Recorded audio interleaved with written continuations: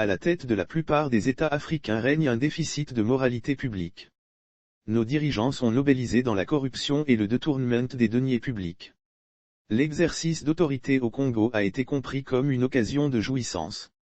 On accède au pouvoir pour jouir, non pas rendre service à ceux qui sont sous ma responsabilité, mais pour jouir, dénoncer l'archevêque métropolitain de Kinshasa, Fridolin Cardinal Ambongo à l'occasion du 60e anniversaire de l'indépendance de la RD Congo.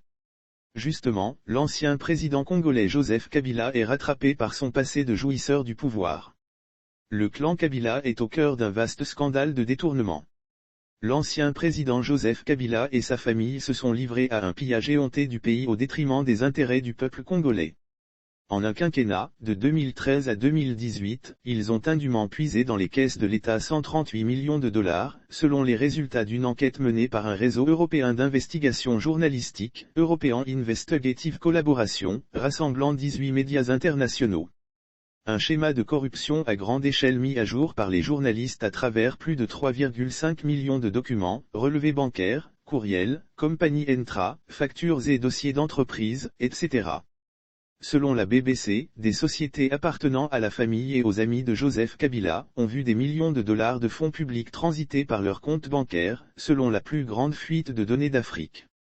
L'argent a été transféré sur les comptes de ces sociétés auprès de la branche congolaise de la banque BGFI dirigée par le frère adoptif du président et via une société boîte aux lettres, Sud Oil.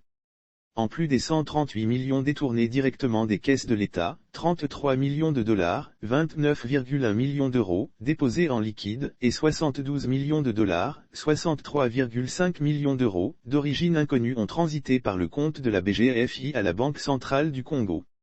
Cela porte à 243 millions de dollars, 215,1 millions d'euros, de fonds publics et suspects encaissés par l'entourage proche de Joseph Kabila sur des comptes à la BGFI, notent les journalistes à l'origine de l'enquête. Aujourd'hui, il est vrai, ce sont les Kabila qui sont sous les feux de la rampe.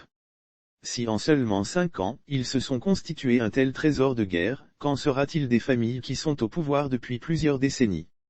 C'est connu, sous les tropiques, ceux qui sont au pouvoir ont cette manie d'ouvrir les portes de l'État, mais aussi des sociétés publiques et, plus largement, de l'économie à leurs proches parents ou amis fidèles qui gèrent les affaires publiques en toute opacité, prennent des libertés avec les deniers publics et, comble d'impunité, sont exonérés du devoir élémentaire de reddition de comptes.